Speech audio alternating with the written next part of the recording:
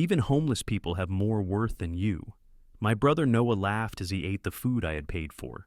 The rest of the family joined in his laughter. I didn't argue. I just got up and left. A month later, he regretted it. I never thought something as simple as an act of kindness would reveal my brother's true nature. But here we are. This happened last Friday, and I'm still trying to process everything that unfolded. For some background, I've always been the black sheep of the family, mostly because I chose to carve out my own path instead of stepping into the family business. Noah took over from our father and never lets anyone forget it. The irony is, I've done well for myself, well enough that I usually cover the bill whenever we go out as a family. Friday was supposed to be a celebration. Noah had been bragging about closing some big deal, so I decided to treat everyone to dinner at a high-end restaurant downtown. My mother, Cora, was there, along with Noah, his wife, Isabella, and their daughter, Hazel. Hazel is 8 and probably the only truly genuine person in our family, besides me. The night started out as expected. Noah dominated the conversation with his usual self-important rambling, while Isabella nodded along like he was revealing the mysteries of the universe. I've learned to tune him out over the years, instead focusing on Hazel's stories about school and her latest art project. Then, as our food arrived, something caught my eye. Through the restaurant window, I noticed an elderly man sitting on a bench outside, bundled up against the cold, his small cart beside him, carrying what seemed to be all of his belongings. Feeling grateful that I could help, I quietly asked our server to add an extra meal, a bowl of the day's soup and a sandwich, to our order and pack it to go. Noah noticed. "Playing the savior again, little brother," he sneered. I ignored him and kept talking to Hazel about her science project, but Noah wasn't going to let it go. "You know," he said, loud enough for the nearby tables to hear, "it's funny how you're always trying to prove you're better than everyone else with these little charitable stunts. What, trying to make up for all the times Dad had to bail out your failed ventures when we were kids?" Hazel, who had been animated just moments before, went quiet, watching the scene with that keen awareness kids have when they sense something is wrong. Isabella was already giggling, anticipating whatever cruel joke Noah would drop next. When the server returned with the packed meal, I excused myself and stepped outside. As I handed the food to the elderly man, I could still hear Noah's voice carrying through the restaurant's open window. "Even homeless people have more worth than you," he laughed.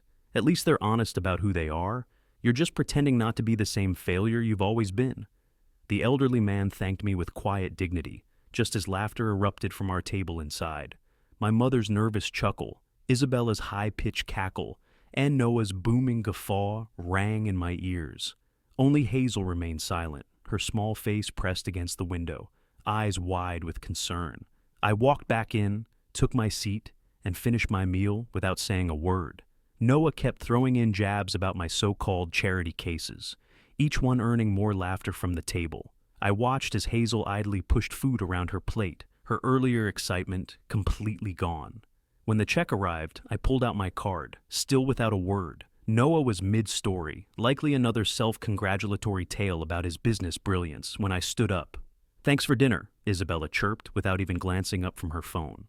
I looked at each of them. My mother avoided eye contact. Noah and Isabella remained wrapped up in their own world. Hazel, though, suddenly stood and ran over to hug me. I held her tight for a moment before setting my card down on the table. "The bill's covered," I said. "I need to go." And then I walked out. Through the window, I saw Noah roll his eyes, probably making some smug remark about my dramatic exits. What they didn't realize was that I had spent the weekend making calls, looking into things I had ignored for too long. I had supported the family business in ways they never acknowledged, and maybe it was time to take a closer look at what my brother had really been doing, with all that responsibility he was so proud of. As I stepped outside, I saw the elderly man still sitting on the bench. He had carefully wrapped half his sandwich in the napkin. "For later," he said, with a quiet dignity that Noah would never understand. I handed him my business card, telling him to stop by my office if he ever needed anything. Noah believes that worth is measured by how much you can take from others. He's about to learn how wrong he is. Update 1 first. Thank you all for the supportive comments on my last post. A lot has happened, and I need to share what I've uncovered. It's worse than I initially imagined. These past 2 weeks have been eye-opening. My phone has been flooded with messages from family members, each one more desperate than the last. I haven't responded to any of them, except for Hazel's texts about her art projects. She shouldn't have to suffer because of the adult's mess. The real turning point came last Tuesday when I received an email from Eliza, an old friend of my father's who handles some paperwork for the family business. The subject line was blunt: "We need to talk." What followed was a 2-hour video call that left me feeling cold. Turns out Noah's big deals weren't quite what he had claimed. Eliza had noticed discrepancies in the company's finances, small at first, but growing more apparent. She had tried raising the issue with my mother, but Cora dismissed it with her usual "Noah knows what he's doing" attitude. Over the next few days, I quietly examined the records Eliza sent me. The pattern was undeniable. Noah had been systematically siphoning money from the business for years. And not just minor amounts. We're talking millions funneled into bogus consulting fees paid to shell companies, all of which traced back to his personal accounts. The real irony? Some of that money came directly from my own investments in the family business. Every time Noah needed an infusion of cash for his supposed expansion plans, guess who he turned to? And I always helped, believing I was supporting our father's legacy. Yesterday, Isabella called, not to apologize, of course, but to ask if I'd be attending next week's board meeting. Her voice carried that fake sweetness she uses when she wants something. I let it go to voicemail, but her message was telling. "Noah says it's just a formality, but he really needs you there to sign some papers. Family has to stick together, right?" Right. Family. What she doesn't know is that I've already spoken to key board members. Turns out Noah has been feeding them conflicting reports about the company's financial status for months, each version carefully tailored to conceal his mismanagement. But numbers don't lie. And these numbers expose a long-standing pattern of fraud and theft. The most chilling discovery came when I reviewed timestamps on some transactions. Remember that elderly man outside the restaurant? The same day I bought him dinner, Noah transferred a significant sum to an offshore account.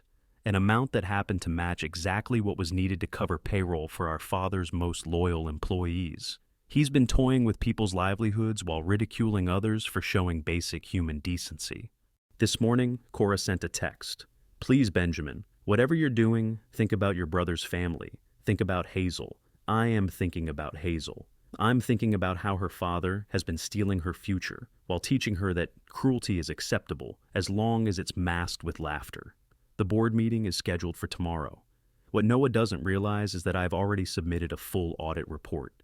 He has no clue that Eliza has been meticulously documenting everything for months. He has no idea that the privileged world he has mocked others from is about to collapse. My phone just buzzed again, a text from Noah. "Hey, little brother, we need you at the office tomorrow. Time to step up and finally be part of the family business. What do you say?" What do I say? Nothing yet. But I've prepared 3 sets of documents, one for the board, one for the authorities, and one for my mother, who will finally have to confront the truth about her golden child. Some of you asked in the comments why I didn't stand up to Noah at the restaurant. The truth is, I've been standing up to him my entire life, just not in a way he ever recognized.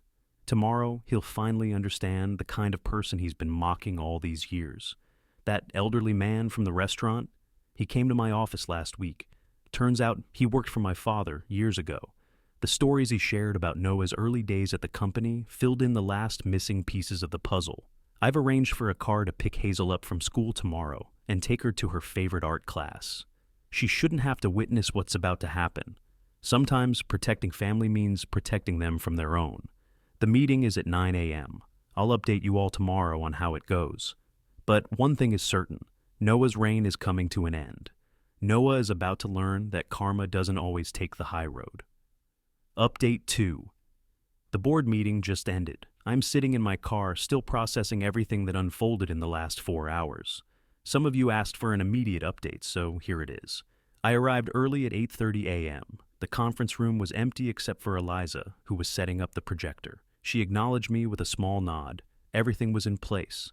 I placed my 3 folders on the table and waited. At 8:55, Noah strutted in, Isabella trailing behind as always. He actually smiled when he saw me, flashing that same smug grin from the restaurant.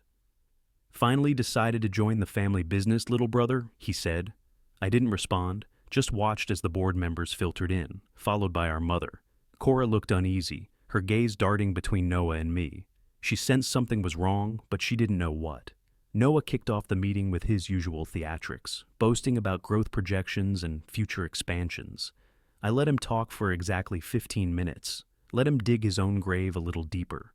Then I opened the first folder.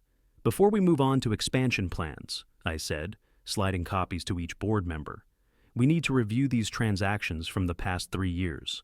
Noah's expression remained neutral, but his left eye twitched, a tell he's had since childhood. Isabella instinctively reached for her phone, likely to begin damage control. Too bad I had already ensured the room's signal was blocked. "What's this about, Benjamin?" one board member asked as they flipped through the documents. "It's about accountability," I replied, then turned to Noah. "Would you like to explain the consulting fees paid to Maxwell Holdings, or should I?" The color drained from his face. Maxwell Holdings was his first shell company, named after his college roommate. Sloppy. "This is absurd," Isabella interjected. "Noah has grown this company tenfold. You're just jealous." "Jealous of what?" I cut her off. "Of the fact that your husband has been stealing from the employee pension funds?" That got everyone's attention. Cora tried to say something, but I was already opening the second folder. 3 years of systematic fraud, I continued. Shell companies, bogus consultancy fees, inflated contracts. But the pension fund, Noah, that's where this crosses into criminal territory. "You don't understand," Noah stammered, his voice shaking. "The market was unpredictable. I had to cover shortfalls." "Shortfalls?" I pulled out a bank statement. "Is that why you bought a yacht last month? To cover shortfalls?" Isabella's composed facade cracked. "What yacht?" Turns out Noah hadn't told his wife about his little luxuries, like the vacation home in the Bahamas, the offshore accounts, or the gambling debts. The next 2 hours blurred into a mess of accusations, denials, and revelations. Noah tried every tactic: deflection, emotional manipulation, even attempting to blame Eliza. But I had documentation for everything: every wire transfer, every fraudulent contract, every lie. "I did what I had to do," he finally snapped. "Dad would have understood. He knew business isn't about playing nice." That's when Cora finally spoke. "Your father," she said quietly, "fired his own brother over a single unauthorized commission. He would be ashamed." Noah laughed then, the same cruel laugh from the restaurant. "Ashamed? He'd be ashamed of him," he said, pointing at me. "The failure who abandoned the family business to play humanitarian. At least I stayed. At least I tried to keep his legacy alive." "By stealing from it?" I asked, opening the third folder, the one with the police reports. The room went silent. Noah's face turned an alarming shade of gray. "You wouldn't," he whispered. "Remember what you said about homeless people having more worth than me?" I stood up. "At least they're honest about who they are." The board voted to remove Noah immediately. As the majority shareholder, something he had never bothered to verify, I had already prepared the necessary paperwork. Isabella walked out halfway through the vote, her perfect mask in shambles. Cora stayed until the end, silent tears running down her face. When it was over, she reached out, touching my arm. "Benjamin, Don't," I said. "Just make sure Hazel is okay." As I was leaving, Noah made one last attempt. "You can't do this to me. I'm your brother." I turned back. "No, what you are is a thief who happened to be born to the same parents as me. And now you're unemployed. I hear the restaurant down the street is hiring. Try not to mock their charitable customers. The police are now reviewing the evidence. The board is meeting tomorrow to discuss restructuring. And I just received a text from Isabella's lawyer. But the most meaningful message came from Hazel's art teacher. She had the best time in class today. She even won first prize for her painting. The subject: a man sharing his sandwich. Sometimes karma works in mysterious ways, and sometimes it works exactly as it should. I'll provide one final update once everything is settled. Right now, I need to meet with the pension fund trustees. Unlike some, I believe in paying my debts. Final update. It's been a month since my last post, and I promised to share how everything concluded. They say revenge is best served cold. Mine came with a side of total devastation. Let's start with Noah. Remember how he always bragged about his business acumen? Well, the authorities didn't find it quite so impressive. Last week they raided his house. Turns out the evidence I provided was just the beginning. They uncovered records of money laundering spanning 5 years. The best part? Noah had meticulously documented everything, likely thinking he was too smart to be caught. Isabella filed for divorce 2 days after the board meeting. Not out of moral outrage, mind you, but because I made sure she discovered Noah's mistress in the Bahamas, the woman he had purchased a house for with company funds, the same house Isabella believed was an investment property. Her lawyer reached out to me for evidence to use in the divorce. I gave them everything, free of charge. The look on Noah's face when he realized his wife's attorney knew every detail of his financial crimes? Priceless. But I wasn't finished. Remember the elderly man from the restaurant? He wasn't just any former employee. He was my father's original business partner, the one who helped start the company. Years ago, Noah forced him into early retirement using fabricated performance reports. I reinstated his pension with back pay and gave him a seat on the board. His first official act? Voting to approve a full audit of every decision Noah had made in the last decade. The pension fund scandal made local headlines. Noah's face was plastered across the front pages, caught on camera being escorted out of his house. His high society friends? They vanished overnight. Amazing how quickly people distance themselves when the mask falls away. Cora tried to play peacemaker, begging me to drop the charges. "He's still your brother," she pleaded. I didn't respond.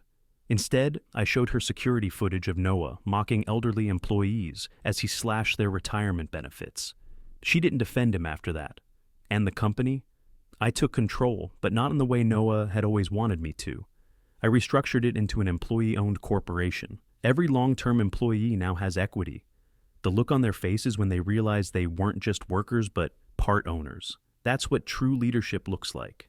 As for Isabella, her social standing collapsed. It turns out people don't want to associate with someone who ignored pension theft. Her country club membership was revoked last week. Apparently, they do have standards. Who knew? Noah, in desperation, tried to reach out through his lawyer, offering to make things right if I dropped the charges. I forwarded his message to the prosecutors as evidence of attempted witness tampering. He was initially facing 5 years. Now he's looking at 15. But real karma, that arrived yesterday. Noah had stashed money in crypto accounts, thinking he was clever. What he didn't know was that I had been tracking those accounts from the start.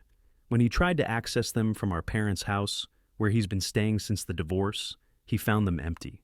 Every cent had been transferred to a trust fund for Hazel. Speaking of Hazel, she's now living with Isabella's sister. I arranged for her to attend the best art school in the city.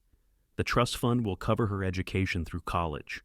Noah will never have control over a single penny of it. His daughter will have opportunities he can't manipulate or steal. And that elderly man. He's thriving. I've set up a foundation in his name to help retired employees. The first recipient? Noah's former secretary.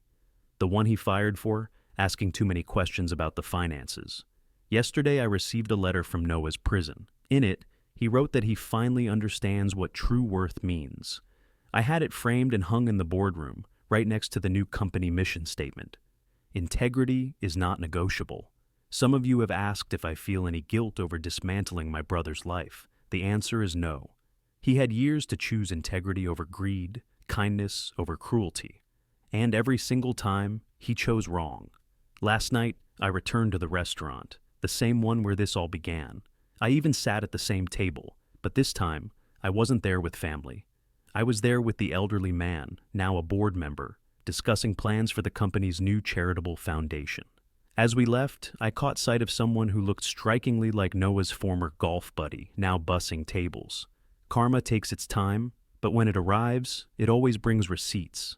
This will be my final update. The company is thriving. Hazel is excelling in her new school. And Noah? Well, orange has apparently become his signature color. Sometimes the best revenge isn't just watching someone fall.